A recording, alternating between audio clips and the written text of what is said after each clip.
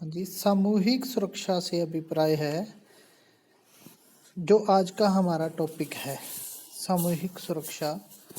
सामूहिक सुरक्षा राजनीति विज्ञान का एक महत्वपूर्ण टॉपिक है, महत्वपूर्ण विषय है, महत्वपूर्ण अंग है। आज हम बात करेंगे कि सामूहिक सुरक्षा क्या है, इसकी अवधारणा क्या है, इसका विकास कैसे हुआ है, हमें सुरक्षा की जरूरत क्यों पड़ी है, सामूहिक सुरक्षा की आवश्यकता क्यों है, सामाजिक सुरक्षा की परिभाषाएं क्या हैं। इसी विषय में हम आज वार्तालाप करेंगे, इसी विषय में आज हम चर्चा करेंगे। सबसे पहले हमें ये समझना है कि सामूहिक सुरक्षा है क्या। तो मैं आप लोगों को बारीफली ये बताना चाहूँगा, संक्षेप में सामूहिक सुरक्षा निशस्त्रीकरण की तरफ बढ़ता हुआ एक बड़ा उपाय है, विश्व स्तर पर किया जाने वाला बड़ा उपाय है। निशस्त्रीकरण के दृष्टिकोण से जब हम देखते हैं तो सामूहिक सुरक्षा की अवधारणा है जो प्रमुख रूप से उभर कर सामने आती है। प्रमुख रूप से इसका वर्णन किया जा सकता है और किया जाता है। अब बात है कि सामूहिक सुरक्षा है क्या। सामूहिक सुरक्षा का मतलब है, सामूहिक सुरक्षा का अर्थ है कि विश्व स्तर पर 2 3 4 तरीकों के राष्ट्र हैं। एक वो राष्ट्र हैं जो बिल्कुल गरीब हैं, पिछड़े हुए हैं। दूसरे वो हैं जो मध्यम स्तर के हैं, जिनके पास कुछ संसाधन है परंतु उतने नहीं जितने कि विकसित राष्ट्रों के पास है। इसे जैसे हम विकासशील राष्ट्र कह सकते हैं। विकासशील राष्ट्रों के पास कुछ संसाधन है परंतु पर्याप्त नहीं है। दूसरी तरफ अमेरिका, कनाडा, ऑस्ट्रेलिया जो बड़े बड़े राष्ट्र हैं, जो क्षेत्रफल में भी बड़े हैं और जिनकी तकनीकी क्षमता भी बड़ी है, जैसे चीन है, वो राष्ट्र ऐसे हैं जिनके पास भरपूर संसाधन हैं, भरपूर टेक्नोलॉजी है, भरपूर सेनाएं हैं, सबसे बड़ा क्षेत्रफल भी इन्हीं राष्ट्रों के पास है, मैन पावर भी इनके पास है, टेक्नोलॉजी इनके पास है, हथियार इनके पास हैं। तो ऐसे में सामूहिक सुरक्षा की उदाहरणा बहुत ज़्यादा प्रबल हो जाती है।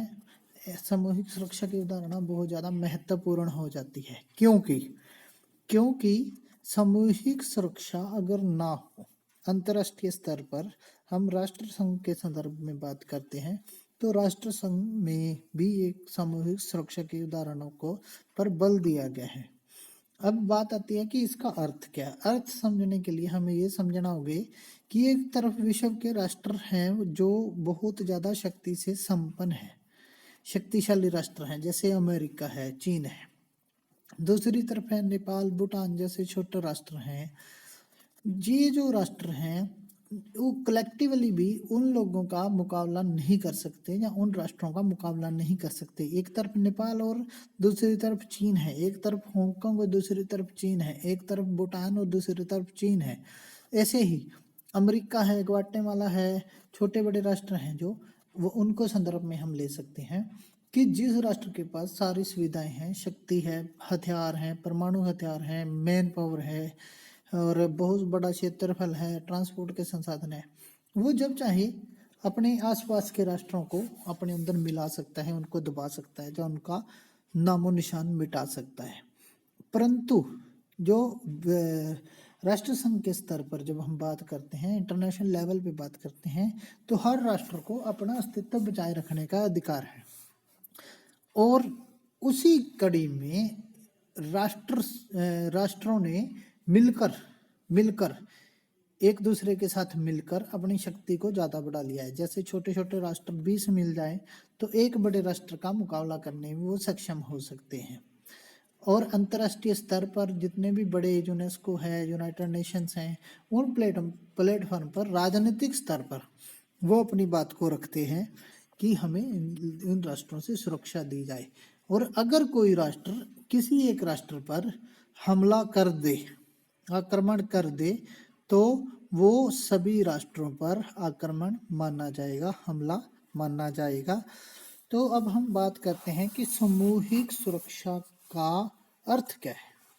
सामूहिक सुरक्षा दो शब्दों समूह अथवा सुरक्षा से मिलकर बना है, जिसमें सामूहिक शब्द उद्देश्यों को प्राप्त करने के लिए अपनाए गए साधन के रूप का प्रतीक है, जबकि सुरक्षा शब्द एक लक्ष्य की ओर संकेत करता है।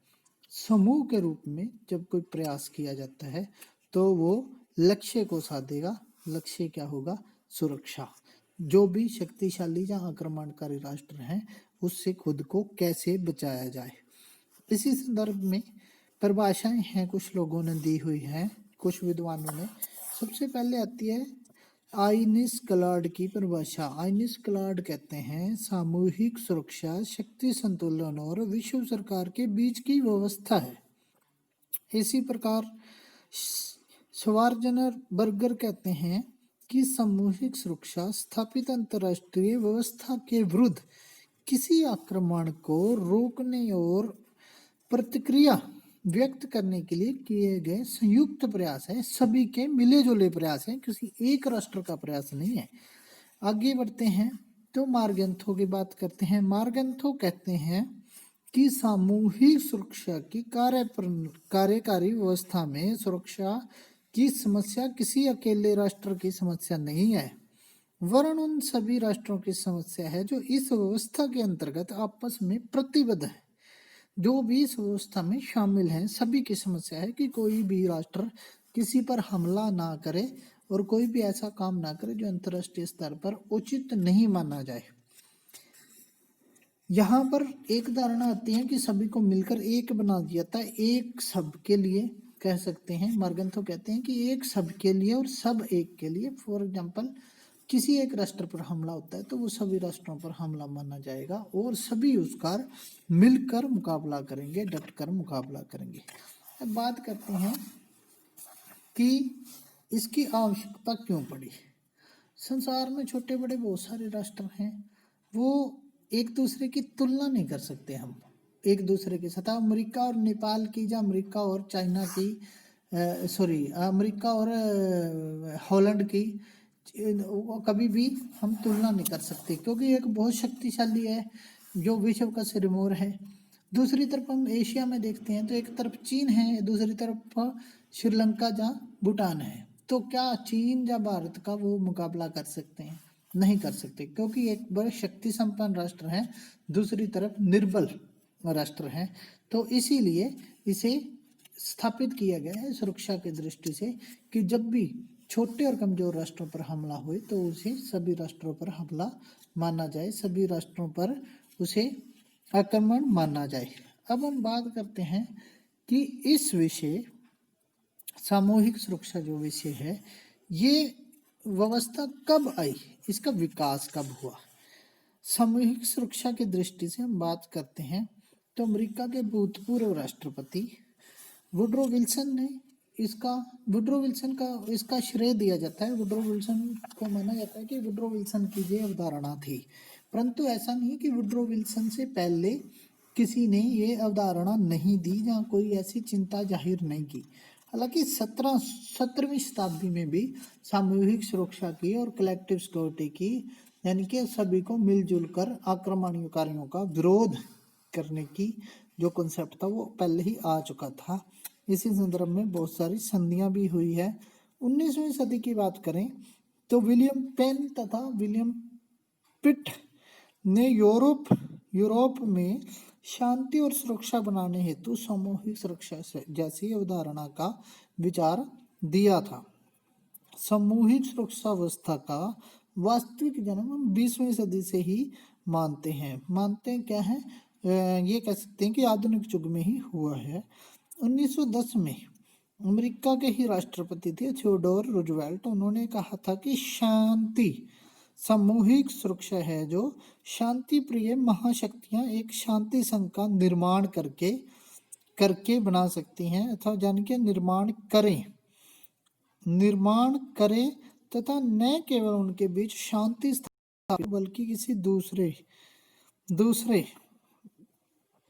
राष्ट्र द्वारा भी यदि शांति भंग हेतु कोई कार्रवाई की जाती है, शांति भंग की जाती है तो इस व्यवस्था को लोकप्रिय बनाने के लिए उसका डटकर विरोध किया जाए। तो आगे बढ़ते हुए फिर राष्ट्रपति विल्सन की बात करते हैं तो विल्सन कहते हैं विल्सन के बारे में ये लिखा जाता है कि विल्सन की बहुत बड़ी और सराहनीय भूमिका रही है राष्ट्रसंघ में। राष्ट्रसंघ की जो प्रस्तावना है, जिसे हम ये कह सकते हैं कि प्रस्तावना है, जहाँ उसका जो भूमिबद्ध है, शुरुआती दौर है, उसमें आर्टिकल 10 और 11 में तथा आर्टिकल 15 में पहली बार सामूहिक सुरक्षा की जो सिद्धांत है, सामूहिक सुरक्षा की जो बात है, उसको रिटर्न में दिया गया है, मूर्त रूप में दिया गया है। राष्ट्रपति विल्सन ने सामूहिक सुरक्षा की इस व्यवस्था को राष्ट्रसंघ व्यवस्था का हृदय माना है, राष्ट्रसंघ व्यवस्था का प्राण तत्व माना है। तो आगे हम बढ़ते हैं। मतलब इसका अर्थ यही होता है कि ये शांति व्यवस्था बनाए